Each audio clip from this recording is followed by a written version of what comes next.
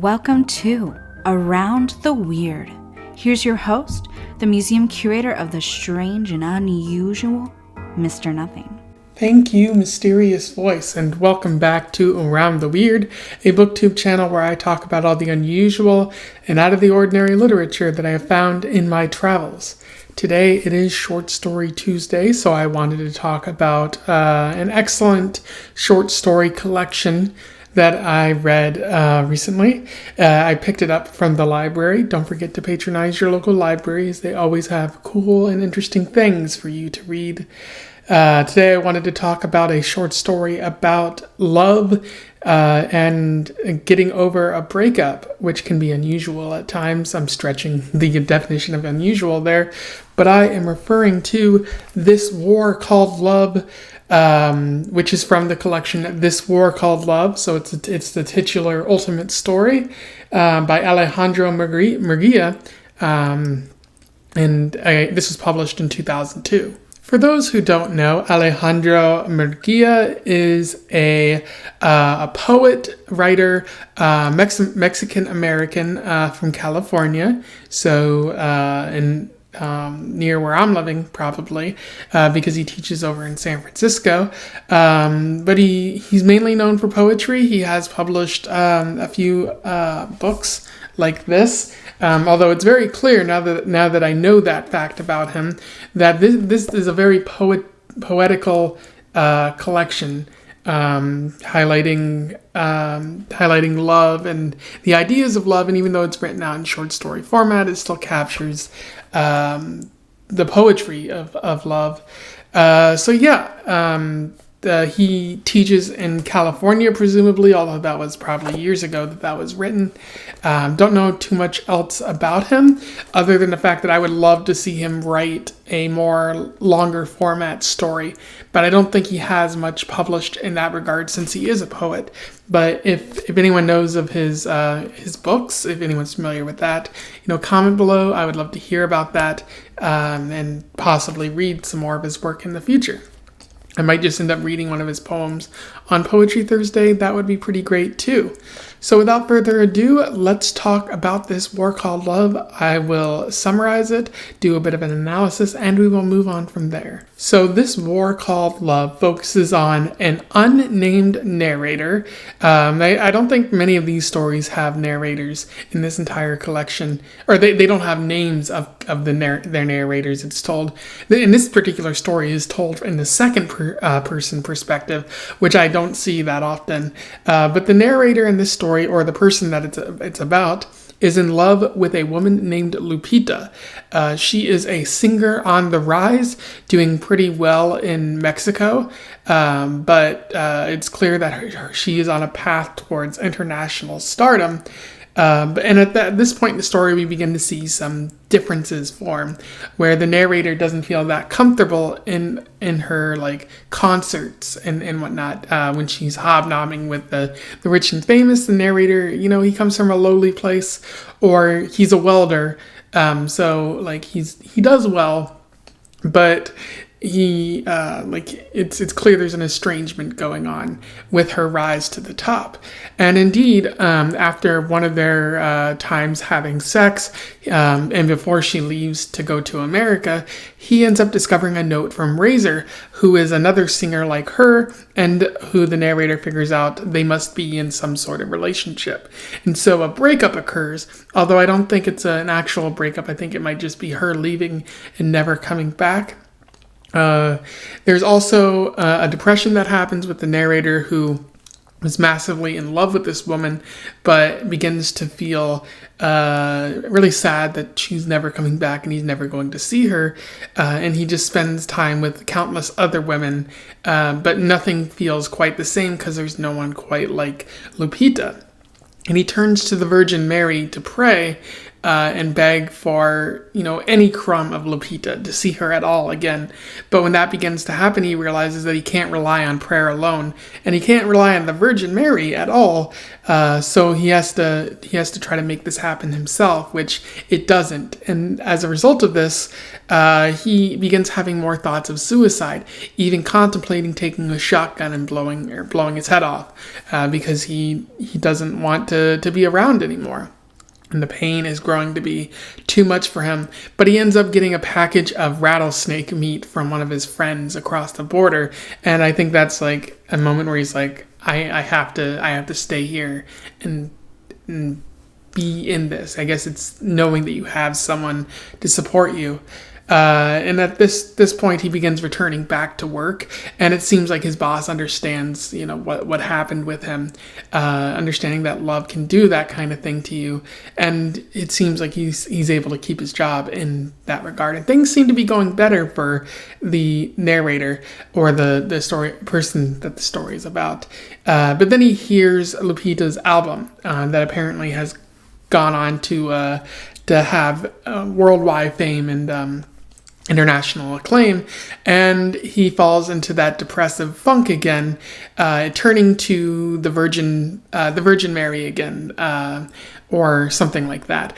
And at that point, he realizes he can't rely on the Virgin anymore. He sort of turns his back on religion, or as he says, goddesses, which indicates that he's at a pretty extreme point, going so far as to turn his back on religion.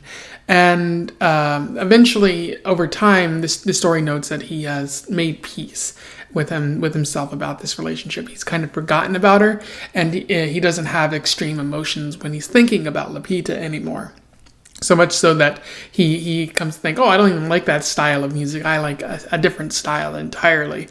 And as the story ends, the person who the story's about sees a woman walking on the street, a very beautiful woman, and he says something in Mexico that I haven't had translated, but I think it basically translates to him, catcalling that girl, indicating that he's ready to move on and find love in other areas. In terms of analysis, this might be a short story, but it does indeed have a lot to talk about, a lot to focus on.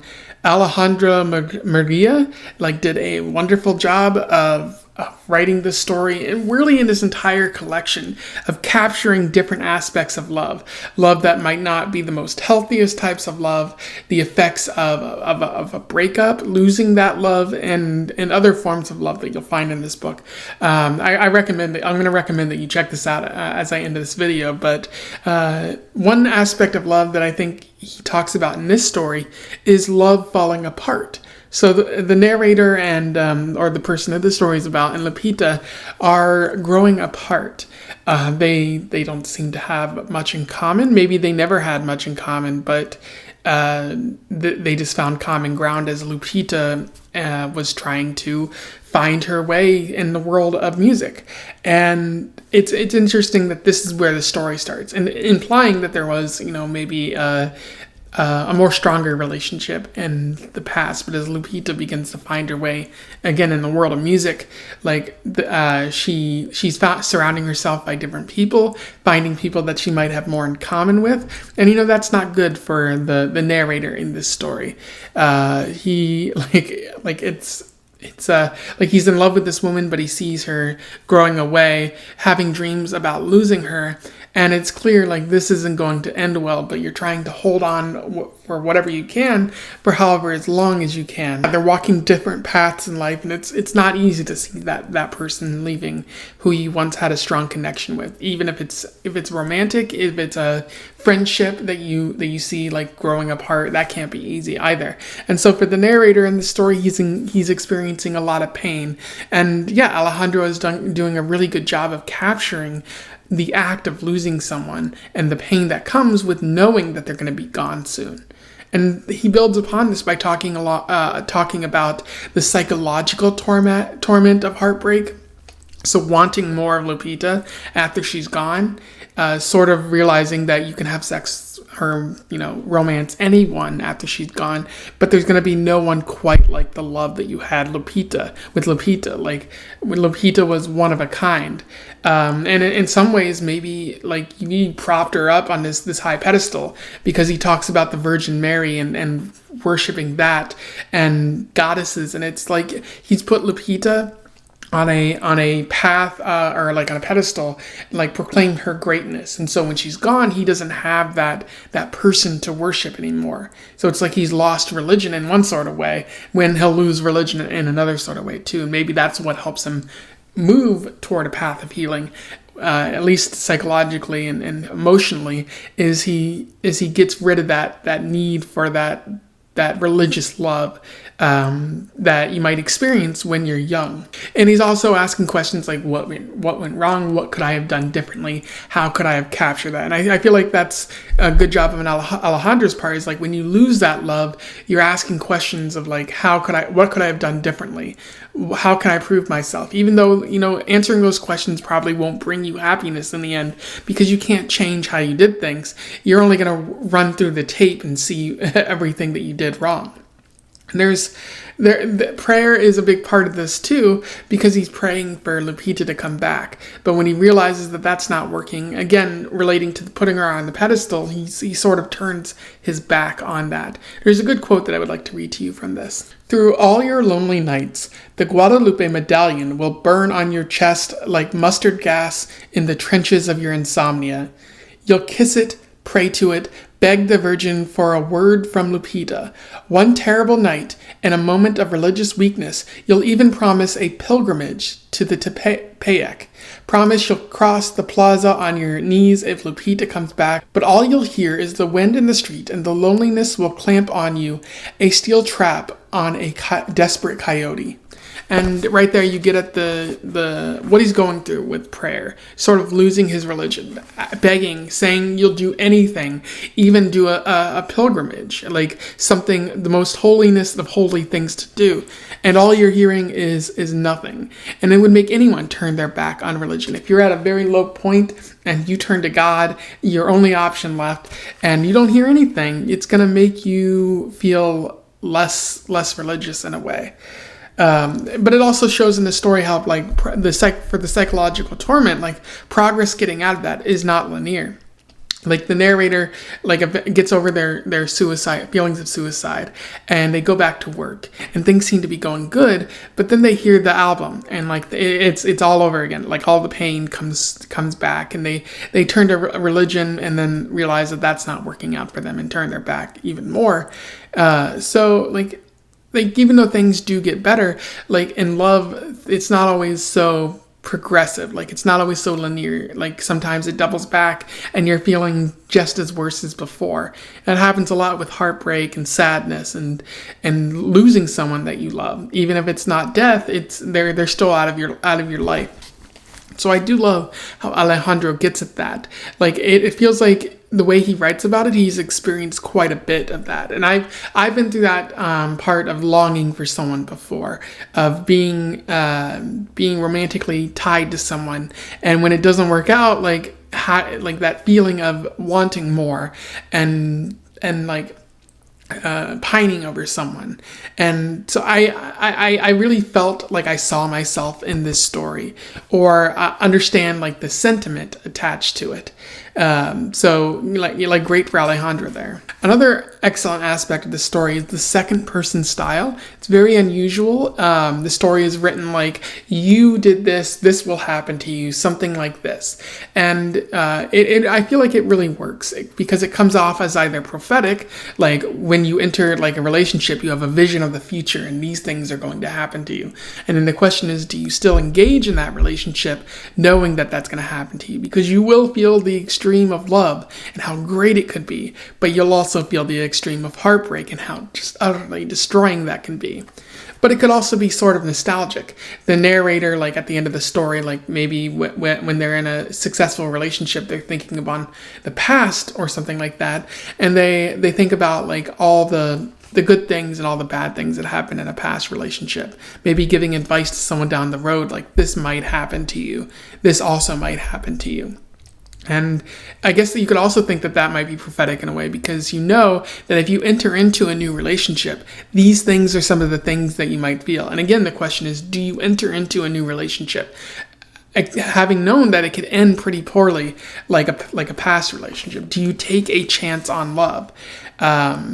I think that might be what Alejandro is getting at, and I think he does a wonderful job of getting the reader to really think of these things and to elaborate on love in different ways, not only in this story, but in other stories as well.